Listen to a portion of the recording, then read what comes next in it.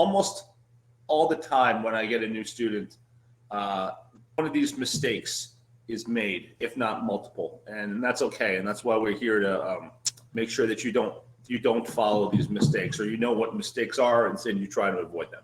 So the first thing is you look for an option strategy before doing any fundamental work. Like we teach in Institute, the basis of everything is fundamentals. Things don't always trade because of fundamentals. Sometimes they trade because of other reasons.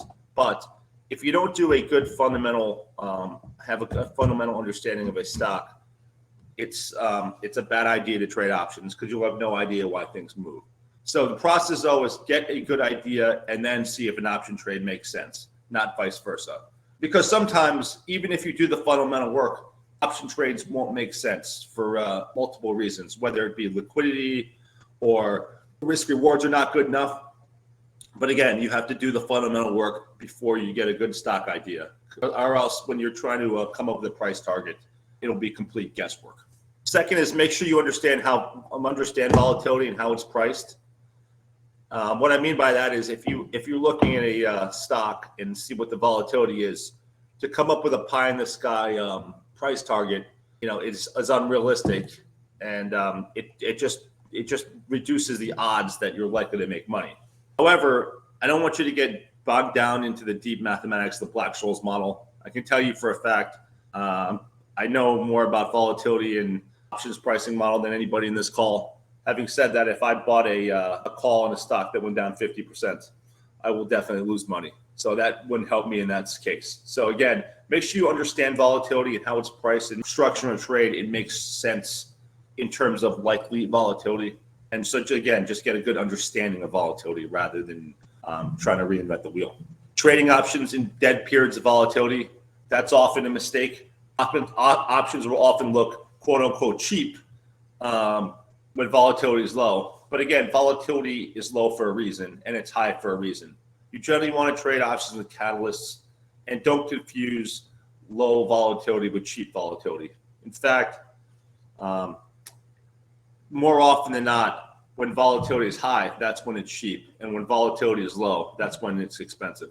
The next one's not having enough risk reward in a trade. Generally, I'm looking for at least a 3-to-1 payoff in an options trade because, again, remember this, you won't be right. But think about this. If you have a 3-to-1, if you have 3 trades with a 3-to-1 payoff in your portfolio, if one of them is correct, if you're profitable on one of those 3 and unprofitable on the other 2, you can still be profitable. But that's why, again, you're looking for trades where you have enough of a payoff if you are correct. Remember one thing, you're adding timing risk, and then you have to be paid for that risk. So think about it like this. Often you'll have a good trading idea, but you won't know when it's going to move. Stocks don't move because you woke up one day and had a brilliant idea, and then that's when the stocks decide to move your way. That's not the way it is.